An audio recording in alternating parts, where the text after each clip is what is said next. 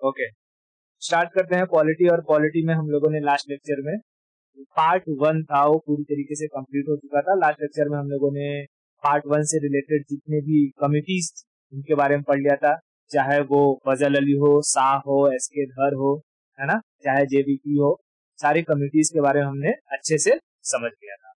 अब हम लोग आगे बढ़ते हैं पॉलिटी में और पढ़ते हैं पार्ट 2 के बारे में। ठीक है, तो थोड़ा सा क्विक रिवीजन अगर मैं पूछ लूं कि बताओ हमारे कॉन्स्टिट्यूशन में कुल कितने पार्ट हैं? 22 पार्ट है। कुल कितने आर्टिकल हैं? टोटल 395 आर्टिकल्स हैं। 22 पार्ट में से हमने पहला पार्ट खत्म कर लिया, जो आर्टिकल 1 से लेकर के 4 तक को कवर करता है। ठीक है, अब हम चलते हैं पार्ट 2। पार्ट 2 ये कहां से कहां तक जाएगा? तो आर्टिकल 5 से 11 तक। इस पार्ट का नाम है सिटीजनशिप। क्या है? सिटीजनशिप। हिंदी में कहते हैं नागरिकता। नागरिकता, ठीक है, सिटीजनशिप मीन्स नागरिकता।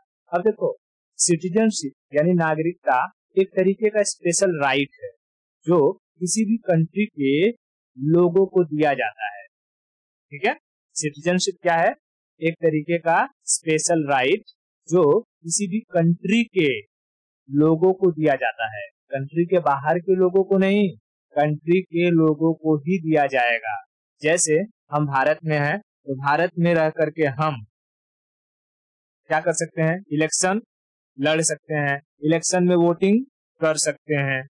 समझ आ रहा है? हाँ, हम भारत में कहीं पर भी किसी स्टेट में ट्रेवल कर सकते हैं, कहीं पर भी जमीन खरीद सकते हैं, किसी से भी, मतलब भारत में अगर हमें शादी विवाह करना है तो कर सकते हैं, हमें कोई रिस्ट्रिक्शन नहीं है। लेकिन अगर कोई फॉरेन, जैसे कोई पाकिस्तानी आता है, पाकिस्तानी क्या भारत में किसी भी राज्य में आकर के वहां पर जमीन खरीद सकता है? नहीं खरीद सकता। उसके लिए अलग प्रोसीजर होंगे, उसके लिए अलग नियम कानून होंगे। ठीक है, क्या कोई भी पाकिस्तानी भारत में आकर के इलेक्शन लड़ सकता है? नहीं। क्या हमारे यहाँ हो रहे इलेक्शन में वोट कर सकता है?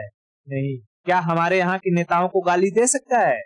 नहीं। ठीक है, हमारे यहाँ के नेता चाहे कितने भी भ्रष्ट हो, उन्हें गाली देने का, मारने का, पीटने का, लतियाने का अधिकार हमारा है, भारतीयों का है। ठीक है, तो अगर हम बात करें सिटीजनशिप, कोई कहेगा कि सिटीजनशिप से क्या समझते हो? तो citizenship is a kind of special right which given to the citizens of a particular country. In the case of India, citizens कौन से हो जाएंगे? हम लोग भारतीय, इंडियंस को दिए जाने वाला बेसिक राइट्स क्या है? सिटीजनशिप कहलाता है। सिटीजनशिप की चर्चा सबसे पहले अरिस्टोटल यानी हिंदी में कहें अरस्तु नामक विद्वान ने करी। अरस्तु, इसको हिंदी में क्या कहते हैं? अरस्तु, और इंग्लिश में अरिस्टोटल। अरिस्टोटल, ठीक है। तो अगर कभी कोई पूछा कि सिटीजनशिप की चर्चा सबसे पहले किसने करी थी, तो अरिस्टोटल ने। अरिस्टोटल, इसलिए अरिस्टोटल को फादर ऑफ सिटीजनशिप कहा जाता है।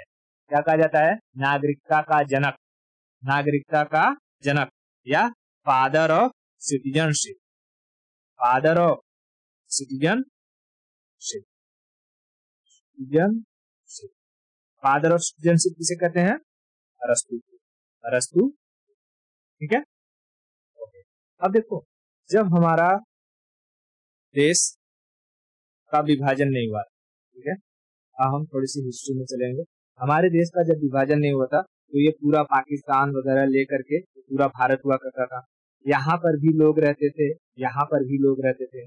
लेकिन जैसे ही 1947 हुआ, हमें देश की आजादी मिली और हमारे देश का हो जाता है विभाजन। ठीक है, अब जब विभाजन होता है, देश 2 टुकड़ों में डिवाइड हो जाता है, तब कुछ लोग होंगे जो पाकिस्तान की तरफ रहे होंगे, कुछ लोग होंगे जो इंडिया की तरफ यहाँ रहे होंगे। अब यहाँ से कुछ लोग यहाँ शिफ्ट होंगे और यहाँ से कुछ लोग यहाँ शिफ्ट होंगे। विभाजन जैसे हुआ 1947 में, अभी हमारा कॉन्स्टिट्यूशन प्रोसेस में था, बन ही रहा था। तो उस कॉन्स्टिट्यूशन में देखो, कॉन्स्टिट्यूशन बन के कब तैयार हुआ? 26 नवंबर 1950 को, है ना? 26 नवंबर 1950 को ये हमारा कॉन्स्टिट्यूशन बन के तैयार हुआ। और हमारा जो डिवीजन हो गया वो 1947 में ही हो गया, है ना?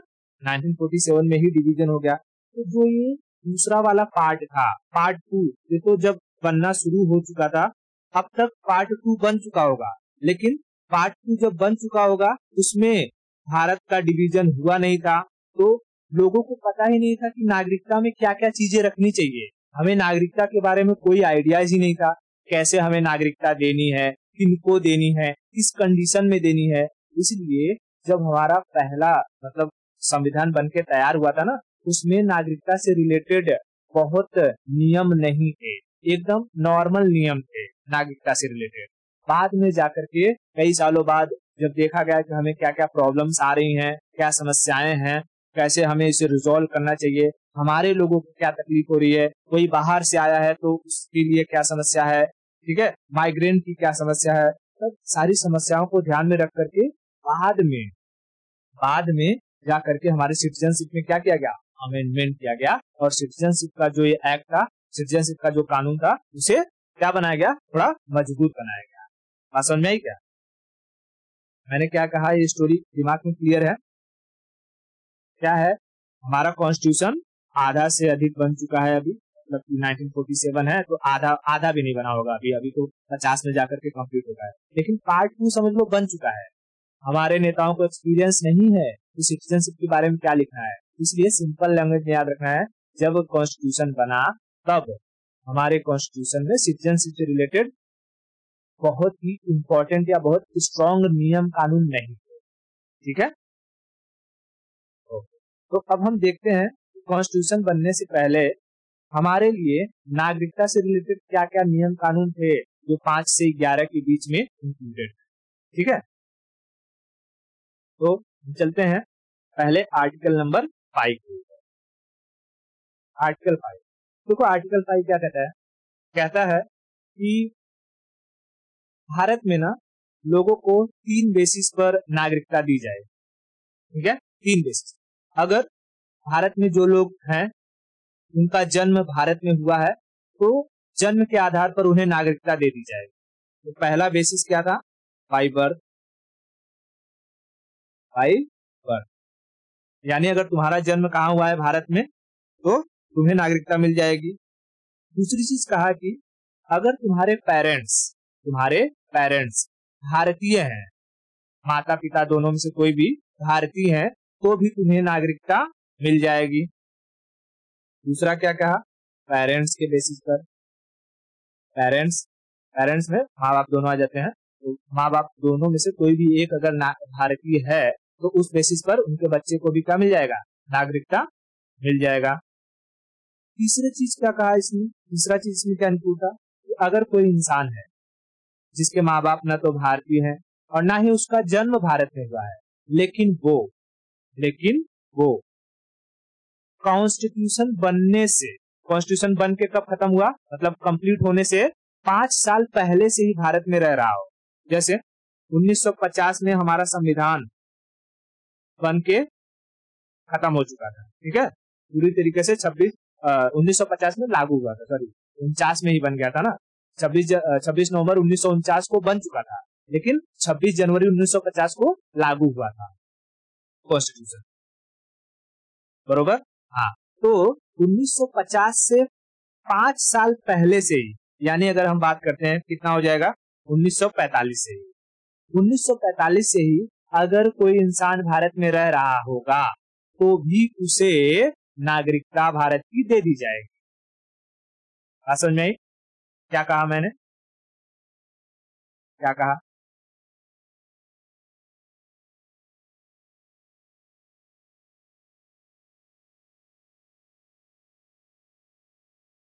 ओके, अगर कोई 1940 से रह रहा होगा तो उसे दिया जाएगा कि नहीं दिया जाएगा? अरे भाई, 1940 से 1950 तो 10 साल हो गया ना, यहाँ रिक्रूटमेंट खाली 5 ही साल का ही दिया था, कि 5 साल से भी रह रहा होगा तो भी दे दिया जाएगा। तो 5 साल से कितना भी साल अधिक का रह रहा हो तो दे दिया जाएगा। 5 साल से कम अगर रहेगा तो नहीं मिलेगा उसको। समझ में आया? तो चाहे कोई 1940 से रह रहा हो, 1930 से रह रहा हो, 1857 से रह रहा हो, उसे नागरिकता दे दी जाएगी। कंडीशन क्या है कि 1950 आते आते उसे 5 साल पूरे हो जाने चाहिए, बस 5 साल पूरे हो जाने। 5 साल से अगर कम, जैसे कि कोई अगर भारत में आया जैसे 1947 में, तब उसे भारत की नागरिकता नहीं दी जाएगी। ठीक है, तब उसे भारत की नागरिकता नहीं दी जाएगी। ये आर्टिकल 5 में 3 तरीके से कहा है, 3 तरीके से नागरिकता मिल सकती है इस पर। एक तो बाई बर्थ, बाई पेरेंट, और 5 साल से अगर तुम भारत में रह रहे हो 1950 से पहले। ठीक है, living in India 5 year before 1950। Are you getting my point? तो किसी को भी आर्टिकल 5 में क्या कहता है, किसी भी इंसान को नागरिकता पाने के कितने तरीके हो गए? 3। कौन कौन से? हाँ, बाई बर्थ, बाई पेरेंट्स और बाई कॉन्स्टिट्यूशन।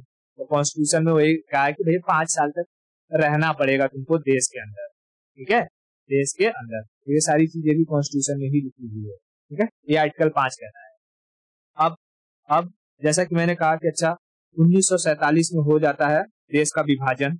जब 1947 में देश का विभाजन होगा तो कुछ लोग पाकिस्तान से आएंगे, जैसे कि यहाँ हमने गदर मूवी में क्या देखा है, भाई जितने हिंदू रहते हैं हिंदू को वहां से मारा जाता है। भारत में हिंदू मुसलमान में दंगे हो जाते हैं।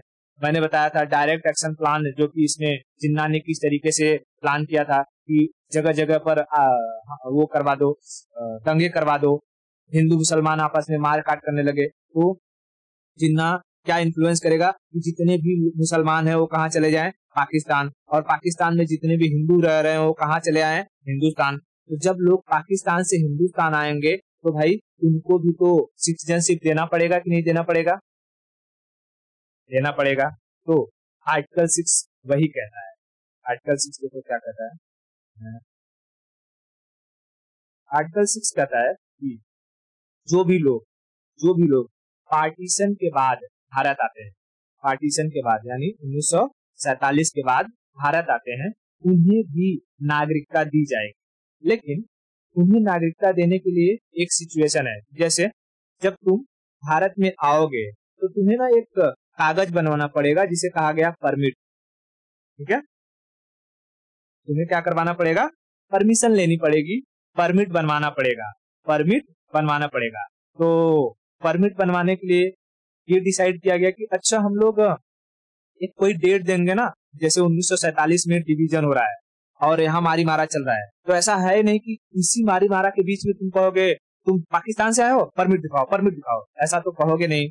तुम लोगों को वक्त दोगे। तो इंडियन गवर्नमेंट ने लोगों को वक्त दिया कि कहा ठीक है भाई, लोगों के पास 1 साल का वक्त है। 19 जुलाई 1948, 19 जुलाई 1948, 19 जुलाई 1948 के बाद जो लोग आएंगे, ठीक है, जो 19 जुलाई तक 1948 तक आ गए हैं, उन्हें आराम से नागरिकता मिल जाएगी, कोई दिक्कत नहीं है, उन्हें कुछ भी दिखाने की जरूरत नहीं है।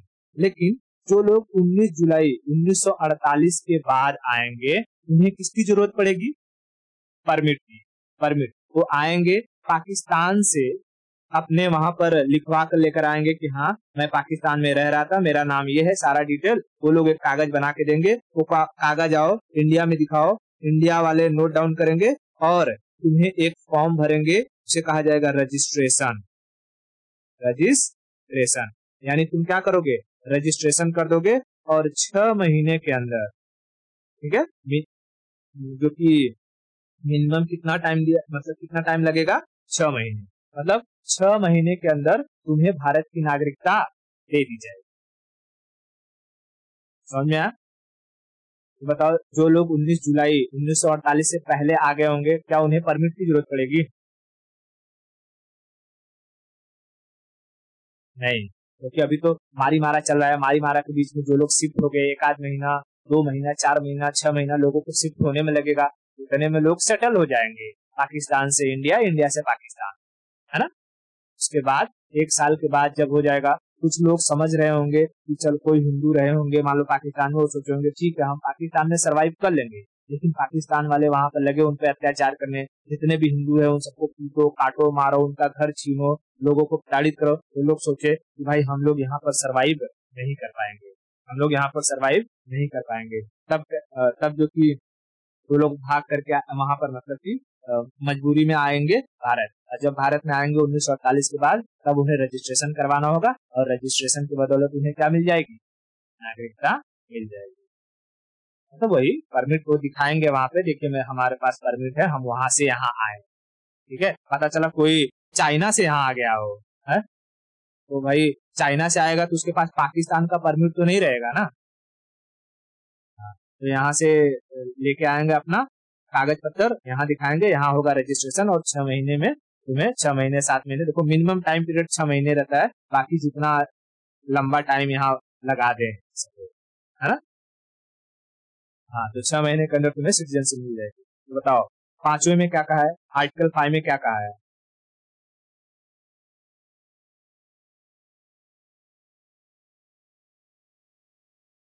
बाय बर्थ पेरेंट्स और 5 साल लिविंग, ठीक है। लिविंग मैं यहाँ 5 साल की जगह सीधा लिविंग लिविंग लिविंग, ठीक है लिविंग। अच्छा इसका एग्जांपल मैं अगर दूं, 5 साल भारत में रहे हो 1950 से पहले तक 5 साल तक, तो उसका एग्जांपल हम अगर देखेंगे तो एनी बेसेंट, ठीक है। एनी बेसेंट के ना तो माता पिता भारतीय थे, ना इनका जन्म भारत में हुआ था, लेकिन ये काफी टाइम से कहाँ रह रही थी, भारत में ही रह रही थी, है ना, भारत में ही रह रही थी। तो जिसकी वजह से ये आर्टिकल 5 के आधार पर जब देश आजाद हुआ तो एनी बेसेंट को भी क्या मिल गया, सिटीजनशिप मिल गया। और वहीं अगर हम मिल्खा सिंह की बात करते हैं, मिल्खा सिंह, तो ये पहले पाकिस्तान में रह रहे थे, ठीक है। इनके परिवार ने सोचा कि हम पाकिस्तान में सरवाइव कर जाएंगे। 1947 की जो डिवीजन हुआ उसके बाद भी ये पाकिस्तान में ही रहे, लेकिन बाद में इन्होंने देखा कि वहां पर सर्वाइवल मुश्किल है, तो इनका परिवार उठ करके कहाँ आया, भारत। और भारत में आने के बाद इन्हें क्या करवाना पड़ा, रजिस्ट्रेशन। और रजिस्ट्रेशन के जरिए 6 महीने में इन्हें क्या मिल गया, सिटीजनशिप। तो ये 6 महीने वाला रजिस्ट्रेशन वाला सिस्टम कौन से आर्टिकल में है, आर्टिकल नंबर 6। और ये लिविंग वाला भारत में रहने वाला आर्टिकल 5 क्लियर हो गया।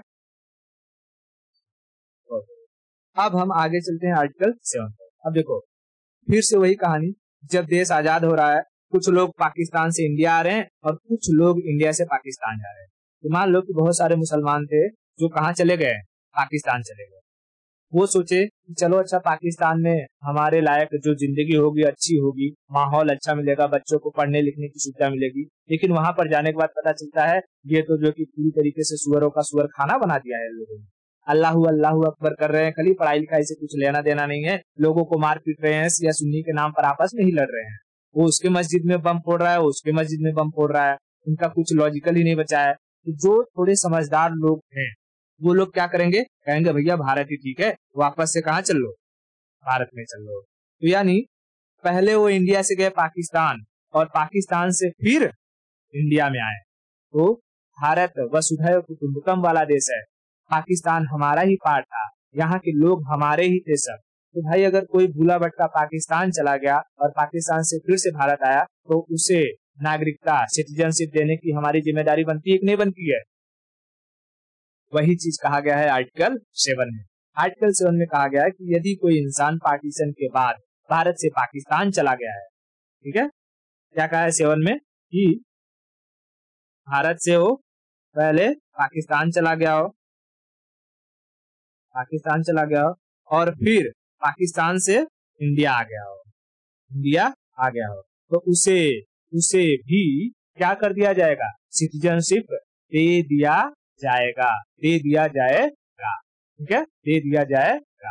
ठीक है। अब देखो यहाँ पर भी आएगा, तो जैसे हमने 6 में देखा कि हमें रजिस्ट्रेशन करवाना था 19 जुलाई 1948 से पहले जो आए उनको कुछ नहीं करवाना है, उसके बाद जो आएंगे उन्हें रजिस्ट्रेशन करवाना होगा, परमिट वाला सिस्टम देना होगा। समझ में आ रहा है? तो यहाँ पर भी सेम सिचुएशन रखी गई। अच्छा, जो लोग ना 1 मार्च 1947 का ही टाइम पीरियड रखा गया, ठीक है, कि अगर कुछ लोग जैसे 1946 से ही मारामारी चालू हो चुका था, ठीक है, 46 जब लास्ट खत्म होने वाला था, अक्टूबर नवंबर से ही मारामारी चालू हो चुका था और लोग पहले ही देख लिए थे कि अरे भाई साहब यहाँ पर बहुत ज्यादा दंगे होने वाले हैं, तो कुछ कुछ एरिया छोड़कर तो चले गए, इंडिया से पाकिस्तान चले गए। फिर वहां पर जाने के बाद इनको समझ में आया कि भाई नहीं, सर्वाइवल नहीं है, और फिर से वो भारत आते हैं। तो उनके लिए एक डेट डिसाइड किया गया कि 1 मार्च 1947, ठीक है।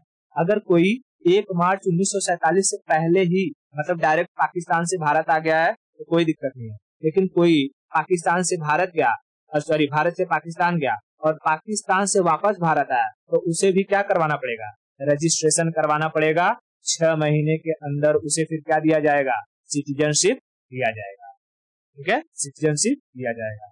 तो आर्टिकल 7 क्या कहता है, पाकिस्तान से भारत आए लोगों को, मतलब कि दो स्टेटमेंट में याद रखना, पहले भारत से गए पाकिस्तान और फिर पाकिस्तान से भारत आए लोगों को नागरिकता रजिस्ट्रेशन के बेसिस पर। आर्टिकल 6 कहता है जो लोग पाकिस्तान से डायरेक्ट भारत आए हैं लेकिन 19 जुलाई 1948 के बाद आए हैं तो उन्हें परमिट के बेसिस पर सिटीजनशिप दिया जाएगा। साथ में भारत से पाकिस्तान गए और पाकिस्तान से फिर भारत आए तब उन्हें रजिस्ट्रेशन के बेसिस पर सिटीजनशिप दिया जाएगा।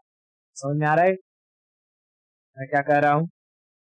ऐसा तो नहीं खाली भारत पाकिस्तान समझ में आ रहा है? ठीक है, अब देखते हैं, अब हम बात करते हैं आर्टिकल 8। ठीक है, आर्टिकल 8 हमने 5, 6, 7 तीन कवर कर लिए।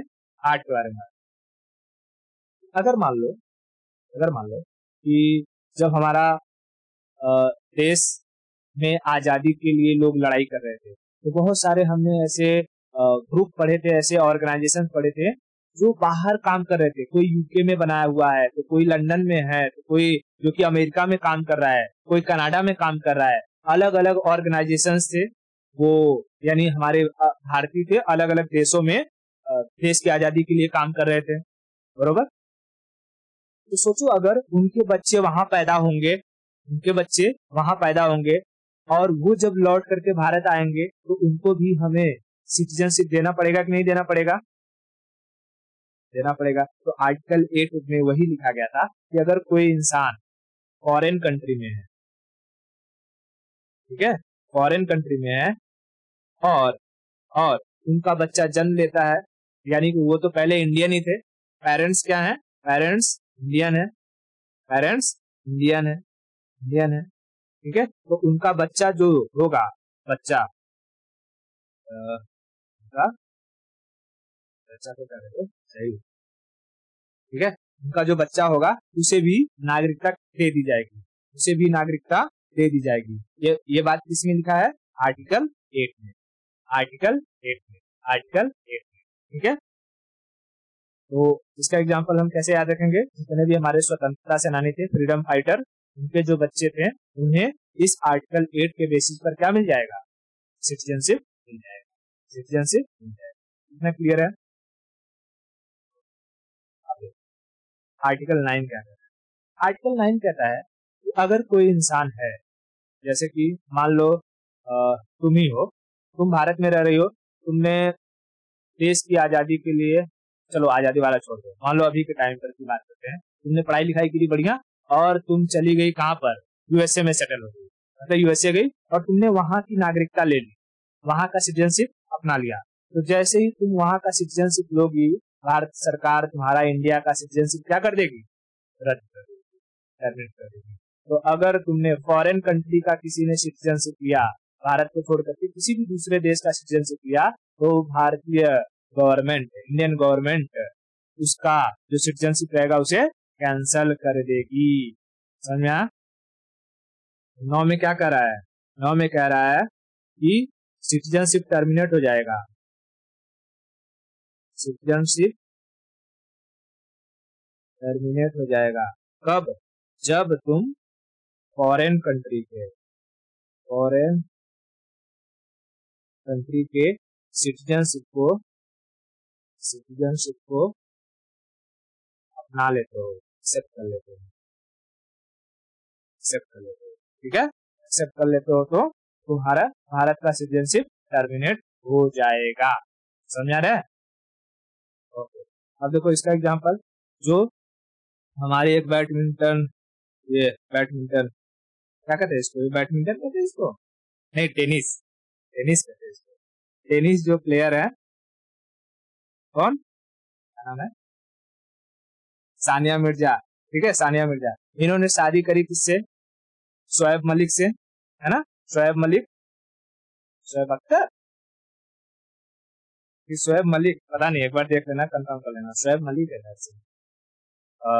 ये पाकिस्तान का जो क्रिकेटर है उसके साथ शादी करी, लेकिन इन्होंने पाकिस्तान की जो सिटीजनशिप है उसको नहीं लिया, इसलिए आज भी किसकी तरफ से खेलती है, इंडिया की तरफ से, ठीक है। आज भी इनका जो है ये सिटीजनशिप कैंसल आउट नहीं हुआ है, क्योंकि ये शादी जिससे मन करना है कर लिए, लेकिन इन्होंने पाकिस्तान का अगर सिटीजनशिप एक्सेप्ट किया तो इनका जो भारत का है सिटीजनशिप उसे रद्द कर दिया जाएगा। या गवर्नमेंट कभी कभी, जैसे जो हमारे बहुत अच्छे प्लेयर्स हों या बहुत इंटेलिजेंस पर्सन हो, जैसे हमारे सुंदर पिचाई हो, तो इन सब के लिए एक स्पेशल कैटेगरी बनाई जाती है, वो हम आगे बाद में पढ़ेंगे, जब एनआरसी वगैरह के बारे में पढ़ेंगे, ओवरसीज टेरिटरी के बारे में पढ़ेंगे, तो उसमें मैं अच्छे से बताऊंगा कि ऐसे लोगों को हम ये नहीं कहते कि नहीं तुम देश में नहीं आ सकते हो, क्योंकि ये हमारे देश को रिप्रेजेंट करते हैं, इनकी वजह से हमारे देश का नाम आगे बढ़ता है, तो उनके लिए हम एक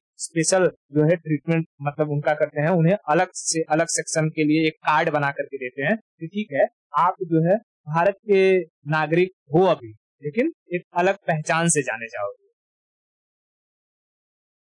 ठीक है। तो लेकिन अगर ऐसी कोई नॉर्मल इंसान रहेगा तो उसका जो है ये सब नहीं चलेगा, तो तुम्हें कुछ आता जाता नहीं है, जा करके दूसरे देश की वो ले रहे हो, सिटीजनशिप ले रहे हो, तो तुम्हारा सिटीजनशिप कैंसल आउट कर दिया जाएगा, टर्मिनेट कर दिया जाएगा, ठीक है। तो बताओ अच्छा, उनका जो बच्चा रहेगा, उनका जो बच्चा है उसको कहाँ की सिटीजनशिप मिलेगी, इंडिया की या पाकिस्तान की?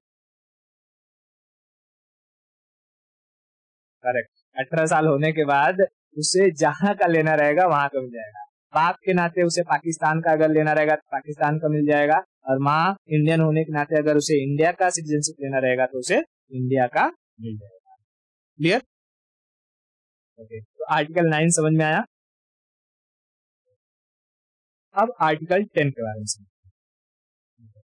आर्टिकल 10 कहता है कि अगर कोई भी इंसान किसी अनलॉफुल एक्टिविटी में पकड़ा जाता है, ठीक है, अनलॉफुल एक्टिविटी यानी कोई संगीन अपराध करता है, जैसे संगीन अपराध करता है का मतलब क्या हो गया, ऐसा रेप मर्डर वाला ये वाला नहीं, ठीक है, रेप मर्डर वाला ये वाला नहीं।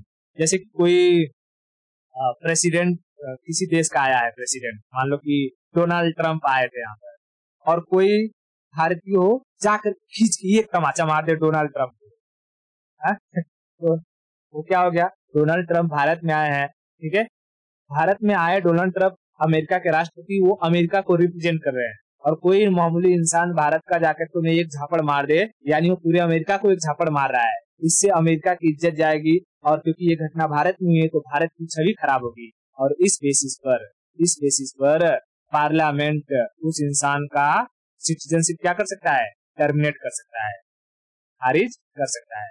सोचो अगर किसी इंसान का सिटीजनशिप टर्मिनेट हो जाएगा तो उसके साथ क्या क्या हो सकता है।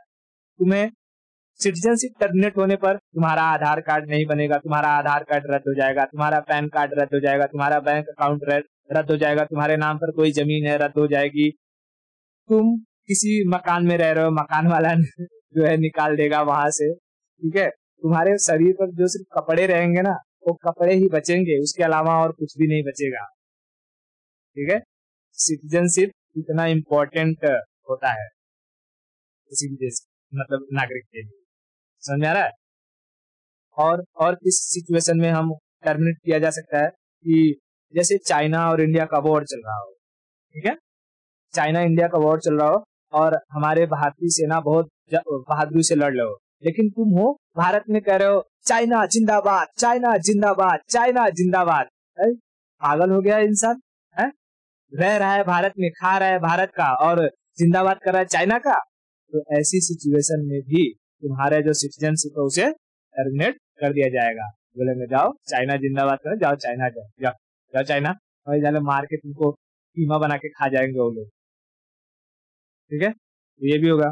दूसरी चीज और क्या कर सकती है, तो अगर कोई इंसान पागल हो गया है, ठीक है, कोई इंसान पागल हो गया है, अनसाउंड माइंड है, पागल उसी को कहते हैं अनसाउंड माइंड, तो उस इंसान का भी सिटीजनशिप पार्लियामेंट क्या कर सकती है, रद्द कर सकती है।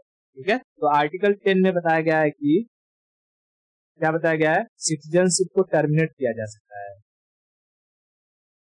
सिटीजनशिप को टर्मिनेट किया जा सकता है।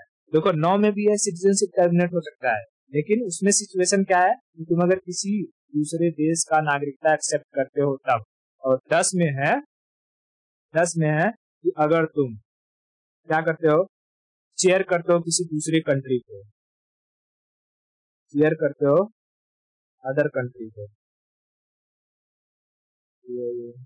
अदर कंट्री को, ठीक है, वॉर की सिचुएशन में, ऐसा नहीं कि कोई गेम हो रहा है और इसमें करो, ऐसा कर सकते हो, कोई दिक्कत नहीं है। शेयर करते हो किसी अदर कंट्री को वॉर की सिचुएशन में, तब रद्द किया जा सकता है। दूसरा, अनलॉफुल एक्टिविटी, किसी को मार देना, किसी प्रेसिडेंट को मार देना, ठीक है, ऐसी सिचुएशन में। तीसरा होता है जैसे अनसाउंड माइंड, अनसाउंड माइंड, पता चला पुतिन आ रहे हैं, उसके ऊपर जाके थूक दिए, हैं, पागल हो गए हो, जो है पुतिन वैसे ही घुसियाया रहता है, अभी वॉर चल रहा है, वो बहुत मार मारेगा, ब्रह्मास्त्र छोड़ देगा उधर से, ठीक है, ब्रह्मोस जो है रसिया और भारत द्वारा मिलकर बनाया जा रहा है, टेक्नोलॉजी अपनी बंद कर देगा, गड़बड़ हो जाएगा बात, इसीलिए तुम्हारे सिटीजनशिप को टर्मिनेट कर दिया जाएगा। ठीक है, अब देखो, अब अगर जो ये थे हमारे कॉन्स्टिट्यूशन बनाने वाले, वो सब जानते थे कि सिटीजनशिप का जो टर्मिनेशन वाला है ना, इसे आसान मत बनाओ, मतलब कि कोई भी कुछ भी कांड करे और टर्मिनेट कर दो। अगर कोई कुछ भी कांड करने पर टर्मिनेशन कर दिया जाता, तो क्योंकि सिटीजनशिप से रिलेटेड बताऊंगा आगे कि आर्टिकल में लिखा हुआ है कि सिटीजनशिप से रिलेटेड जितना भी नियम कानून है वो पार्लियामेंट बनाती है, और पार्लियामेंट का स्पेशली गृह मंत्रालय बनाता है। ठीक है, तो ऐसी सिचुएशन में जो गवर्नमेंट रहती, वो अपने अपोजिशन वाले जितने भी लोग रहते उन सबका क्या कर देता, उन सबका सिटीजनशिप ही टर्मिनेट कर देता। बेचारे कहीं के नहीं रहते, न इधर के न उधर के, पागल हो जाते सब, है ना। और जब सिटीजनशिप टर्मिनेट हो जाता तो वो लोग ना इलेक्शन लड़ सकते थे, ना वोटिंग कर सकते थे, ना कुछ कर सकते थे। गवर्नमेंट तो सीधा सीधा बच जाएगी, उनका अपोज करने वाला ही कोई नहीं बचेगा। तो इसीलिए जो हमारे संविधान बनाने वाले थे, उन लोगों ने उसमें कैटेगराइज किया था कि भाई ये सिचुएशन रहेगा तभी तुम किसी के सिटीजनशिप को टर्मिनेट कर सकते हो। ना क्लियर है। अब आगे हम बात करते हैं आर्टिकल 11। आर्टिकल 11 में यही कहता है कि सिटीजनशिप से रिलेटेड जो लॉ होते हैं, लॉ रिलेटेड टू सिटीजनशिप, इसको बनाने का अधिकार किसके पास है, पार्लियामेंट। और पार्लियामेंट में भी कौन सा मंत्रालय, तो होम मिनिस्ट्री,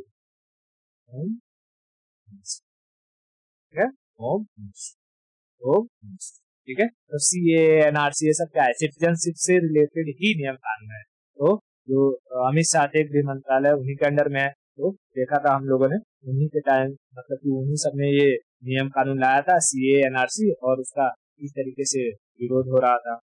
ना क्लियर हुआ, आर्टिकल 11 पूरा क्लियर हो गया। बताओ पार्ट टू में किसके बारे में चर्चा है, सिटीजनशिप, कौन से आर्टिकल कहां से कहां तक, 5 से 11, ठीक है, 4 से नहीं, 5 से 11, 5 से 11। 5 में क्या कहा है,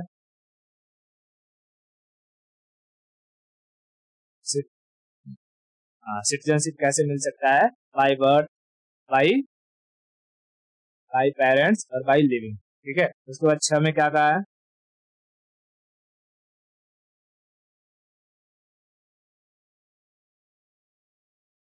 19 जुलाई 1948 से पहले आए हो तो कोई दिक्कत नहीं है, लेकिन उसके बाद आ रहे हो तो तुम्हें परमिट चाहिए।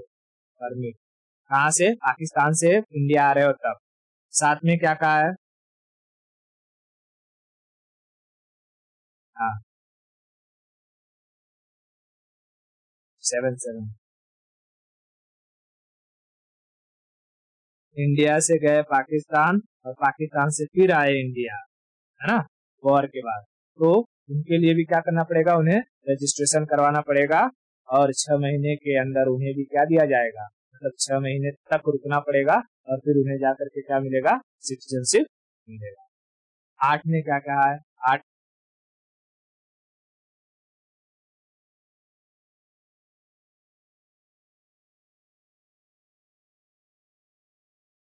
फ्रीडम फाइटर्स के जितने भी बच्चे थे उनको भी सिटीजनशिप मिल सकता है। फ्रीडम फाइटर के जितने भी बच्चे थे उनको भी सिटीजनशिप मिल सकता है। क्यों? क्योंकि उनके पेरेंट्स भारतीय ही हैं। यानी किसी का जन्म अगर भारत के बाहर होता है लेकिन उनके पेरेंट्स भारतीय हैं तो उन्हें सिटीजनशिप दिया जाएगा। ठीक है। 9 में क्या कहा?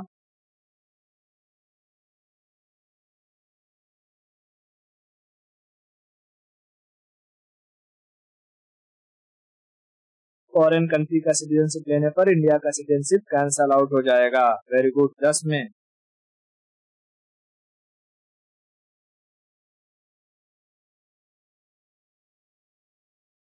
citizenship can be terminated during the unlawful activities। ठीक है, तो उसमें टर्मिनेशन को दे दिया है। किसी कोई पागल हो गया है उसका कर सकते हैं, कोई रॉन्ग चेयरफुल कर रहा है वॉर की सिचुएशन में उसको कर सकते हैं, ये सारी चीज। और 11th में क्या कहा है?